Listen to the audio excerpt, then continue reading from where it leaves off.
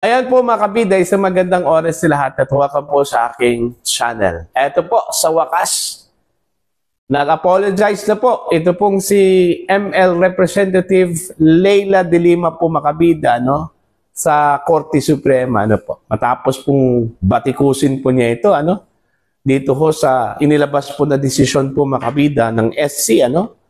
Against dito ho sa articles of impeachment laban ho kay Vice President Sara Duterte.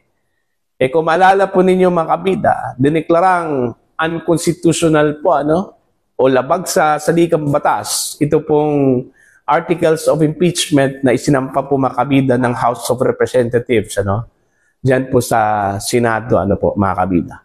Hindi raw sumunod, ano, basically, doon po sa due process, okay? Unang-una po, nilabag ang karapatan po ng Vice Presidente, mga kabida. Eh dahil ho dito, sa ginawa po ng Korte Suprema, outright na dinismiss, mga kabida, ito pong articles of impeachment. Ano? Sinabi po ni ML Representative Leila de Lima na one-sided ito hong naging desisyon po, mga kabida, ano, ng Korte Suprema ho dito. Okay? Actually, pangalawang strike na po ito ni De Lima, no, sa Korte Suprema.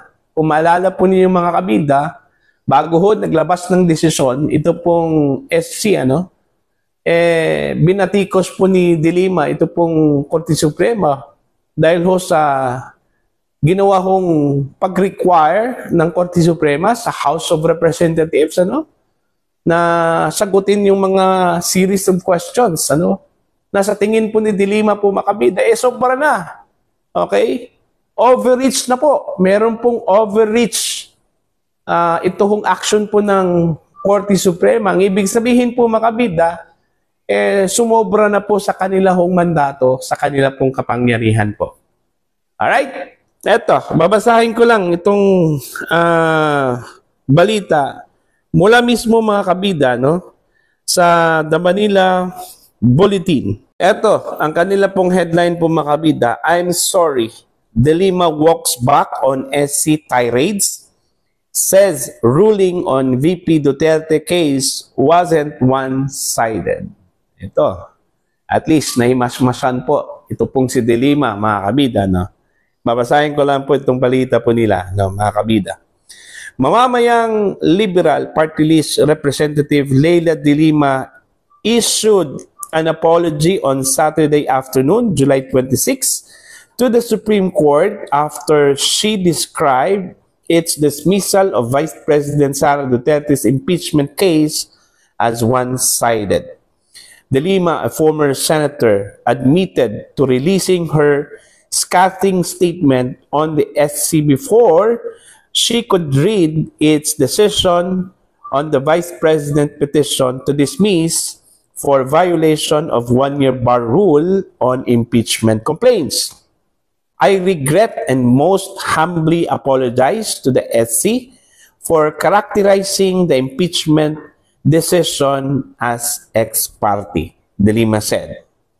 That portion of my statement saying House was not given an opportunity to comment on the impeachment petition was grossly ill-advised as it was based on patently wrong information, she said. The House of Representatives is the main respondent in the impeachment case. Definitely, it is not my intention to falsely accuse the SC of not considering the side of the respondent House of Representatives. It is plainly evident in the decision which I was able to read only after the release of my statement yesterday, that the House comment in the two impeachment petitions were indeed considered by the court, she said. There is no excuse for this mistake, and I bear full responsibility for the same, underscored De Lima. In her remarks Friday, shortly after the SC decision was made public, De Lima slammed the ruling as not only unprecedented, it is procedurally questionable. Paano naglabas ng pinal na desisyon kung wala pang formal na tugon ang respondent? How was the final decision made without a formal reply from the respondent? Even traffic violators are given more due process than what was accorded here. The dismayed Delima earlier said. The decision is basically an ex-parte decision, a very prohibited action among judges when the rules require the parties to be given the opportunity to be heard first, she claimed. So yun po, mga kabida, na-realize po ni Delima na mali yung kanya kong ginawa. Binatikos po niya ang Korte Suprema, no? Okay? Pero at least, nagkaroon po siya ng realization po dito, na hindi ho sa lahat po ng panahon na kung ano yung gusto mo, yun na po yung ibibigay sa iyo, Dapat marunong ho tayong kumilala po makabida sa ating pagkakamali, Alright? Pero ito, maganda itong gesture po ni Delima po makabida, na humingi po siya ng sorry po, sa Korte Suprema. Kung tutuusin po makabida, ang SC po ay ginawa lang po nila yung kanilang trabaho, Yung kanila pong mandato po dito, Para at least mabigyan po ng linaw makabida na yung action po ng House of Representatives, tama ba yun? Okay? Hindi ba lumabag sa saligang batas? Ganun kasi yung rule ng SC, They are the final arbiter po makabida, The only and authorized interpreter of the law. Okay? Wala na pong iba. Ang SC lang po yung interpreter po ng batas po natin. At yung petition po ni VP Sara po makabida, questioning the validity and the constitutionality po makabida dito ho sa articles of impeachment na isinampa po ng House of Representatives, laban po sa kanya. Karapatan po yan ng Vice Presidente, Okay? Hindi naman po ibig sabihin na sinabi po ng Vice Presidente po makabida na handa po siyang humarap sa impeachment court, Gusto po niya ng bloodbath po, mga kabida, Pero meron din siyang karapatan, na questionin kung sa tingin po niya makabida, yung proseso po na ginamit dito ho sa impeachment case po niya, lumabag po sa saligang batas, Gaya po ng sinabi po ng ponente po makabida ng desisyon na ito, na si Senior Associate Justice Marvic Leonen, Okay? Na the end does not justify the means. Okay? Kung mali ang pamamaraan po dito ho sa pagsampa po ng impeachment complaint laban ho sa Vice Presidente, makukonsidera na pong mali yung proseso, the whole process po makabida.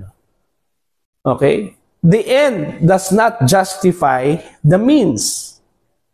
Yun yung ipinunto po makabida ng desisyon po ng Korte Suprema. Dito na po tayo sa goal, accountability.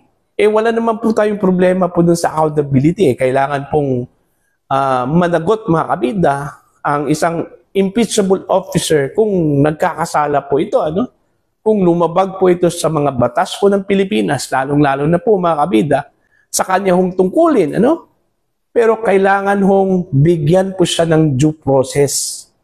Okay? Ano po itong due process? Kailangan pong sumang-ayon po makabida itong proseso po laban po sa kanya sa ating saligang batas. At yun po, nakita po ng Korte Suprema na hindi po sang-ayon po sa saligang batas, Lumabag po sa saligang batas. Kaya yun, dineklara po makabida na unconstitutional, So, ang mangyayari po ngayon sa Senate, impeachment court, palagay ko po makabida, wala na po eh. Patay na po itong impeachment trial po ni VP Sara.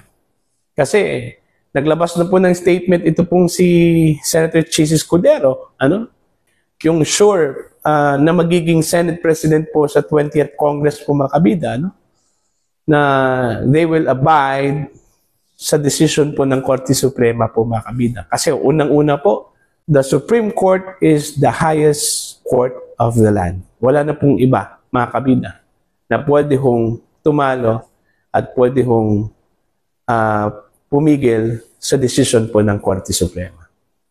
And the Supreme Court itself only. Alright? Para po sa inyo, ano po ang inyong opinion at pananaw dito? Please comment down. Sa mga hindi pa po subscriber sa aking channel, please subscribe. Just click the subscribe button, click the notification bell, click all para updated po kayo makabida sa aking mga uploads. Maraming salamat po sa inyo lahat.